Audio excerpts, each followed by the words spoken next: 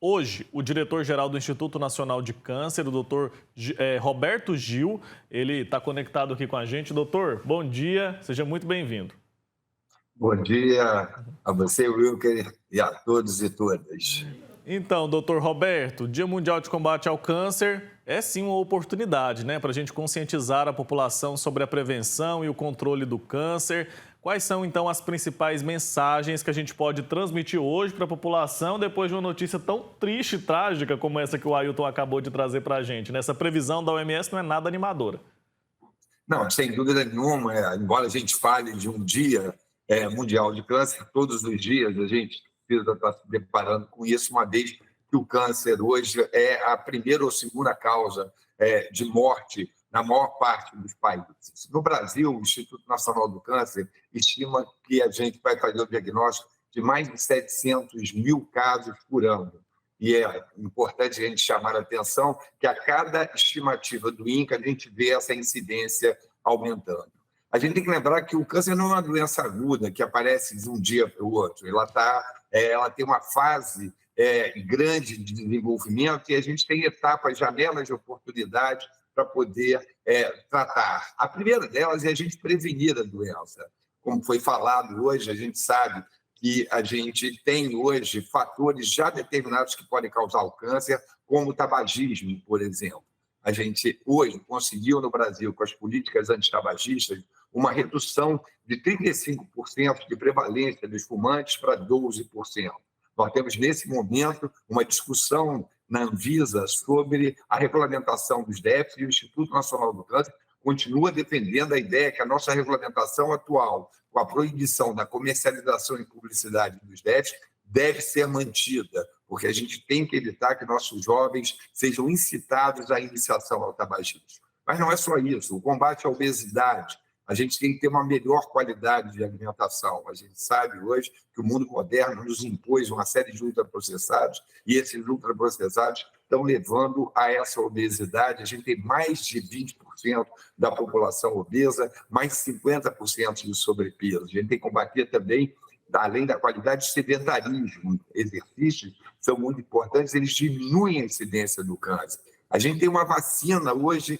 Um dos principais cânceres que existem no Brasil é o câncer de colo uterino, e é uma doença totalmente prevenível. A gente hoje pede que toda a população de meninas e meninos entre 9 e 14 anos se vacinem com a vacina do HPV. Isso pode erradicar o câncer de colo uterino, mas não só ele, o câncer de pênis, canal anal, orofaringe, que estão relacionados com o HPV, também seriam eliminados, já que o HPV é responsável por até 90, 95% dos casos de câncer nessas localizações. A gente entende também que o combate à poluição ambiental, como foi falado, ela tem que ser cotidiana. O câncer ocupacional, a gente já enfrentou a questão dos ABs, a gente sabe hoje que a gente tem derivados de petróleo, que a gente tem hoje que está relacionados, a gente hoje tem um agronegócio precisando tratar melhor dos defensivos agrícolas, e não pode ter liberação de produtos que já estão banidos em outros países, porque isso tudo contribui para o aumento da incidência. E a gente tem que tentar, de todas as maneiras, a chegar mais cedo no diagnóstico. Nós ainda fazemos diagnóstico de doença muito avançada, perdendo talvez uma possibilidade, uma janela de oportunidade para que, fazendo um diagnóstico mais precoce, a gente tenha um tratamento curativo da doença. Para que a gente entenda o que é isso, hoje, o diagnóstico do câncer nos países desenvolvidos leva a que você hoje consiga resolver em torno de 74% dos cânceres diagnosticados, ao passo que no Brasil a gente só consegue ainda estar em 54%. Quer dizer, câncer não é um sinônimo de morte. O câncer tratado em tempo hábil, ele leva a tratamentos curativos, muito mais eficientes, menos dispendiosos, menos desgastantes também para aquela pessoa que foi acometida pela doença. Por isso que é muito importante a gente falar de câncer.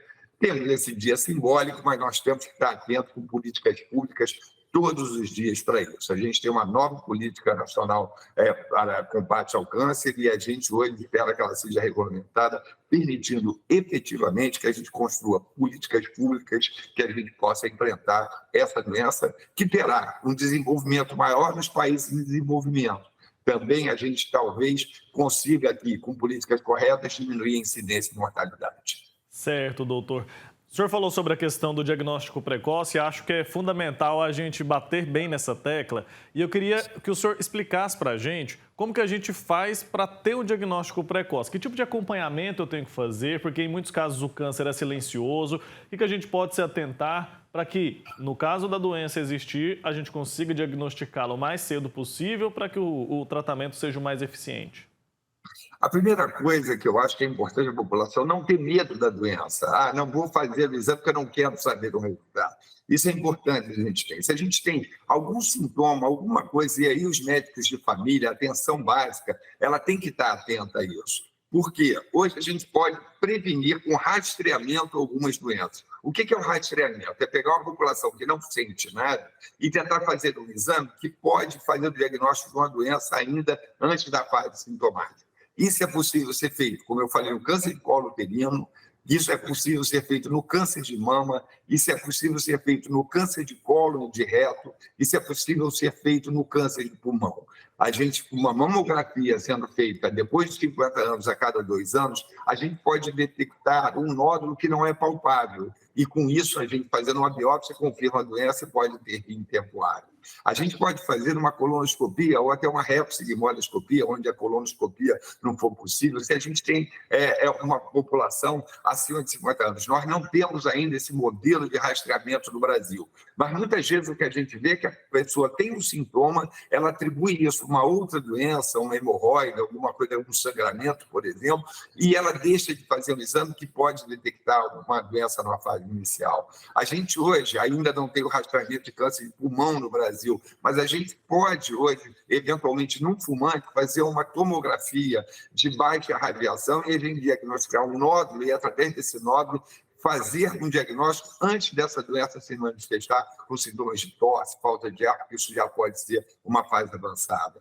E a gente tem um rastreamento de colo uterino. Essa, sim, uma coisa que a gente não deveria ter os índices de mortalidade, que infelizmente a gente ainda tem no Brasil, sobretudo no norte, nordeste, centro-oeste do país, mas também no sul e no sudeste, muito mais alto do que deveria ser, numa doença que é detectável. No momento inicial, ela é totalmente curável. Então, hoje, as mulheres devem procurar também ainda, enquanto a vacina, que vai demorar uns 20 anos até você utilizar a vacina e ter um impacto realmente na diminuição da incidência, mas nesse período o rastreamento por câncer de colo uterino deve ser mantido.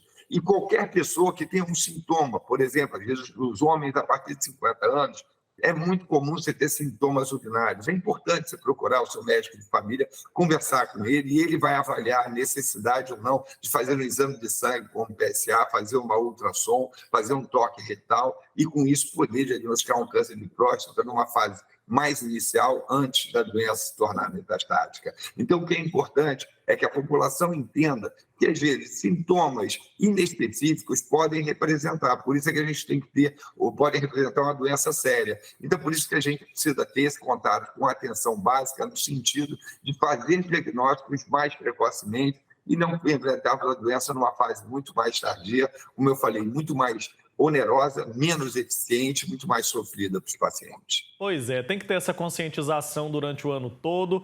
A gente acompanha em muitos casos a pessoa que, como o senhor disse, tem medo do diagnóstico.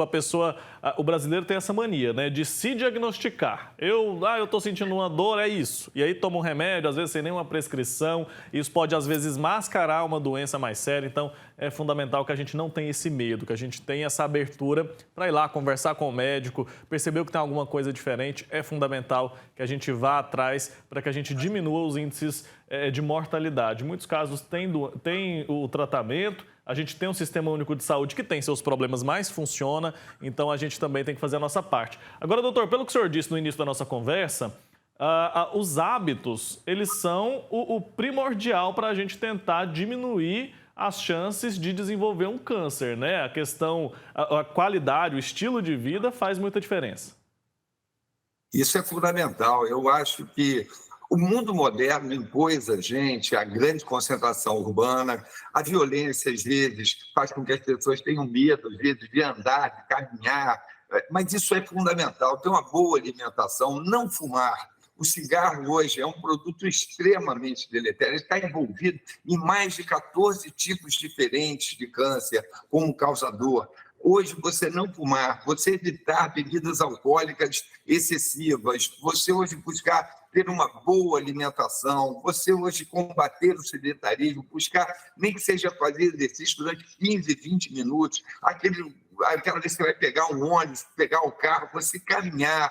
É claro que a gente entende todas as dificuldades que, como eu falei, a vida moderna impõe, mas eu acho que um pouco de disciplina, de cada um gostar de si mesmo, e hoje procurar o autocuidado é um caminho essencial. E diante das coisas que podem surgir alguns sintomas, você procurar, se não ter o medo, você enfrentar também hoje os seus preconceitos, para que a gente possa ter. A vacinação hoje caminha, a gente hoje tem uma terapêutica que cada vez se desenvolve mais, a gente hoje nas fases iniciais da doença, a gente pode ter, junto com o tratamento cirúrgico, tratamentos sistêmicos hoje, que são curativos, aumenta a chance da pessoa ser curada. A gente tem um programa hoje, que é chamado PERSUS, que a gente foi o país que aumentou a maior oferta de radioterapia num período de tempo, como a gente está fazendo. Então, hoje a radioterapia é mais um fator que agrega. A gente melhorou muito a qualidade do diagnóstico hoje. A gente não está só diagnosticando se a pessoa tem câncer ou não, a gente está conseguindo desenvolver que tipo de molecular de câncer ela tem,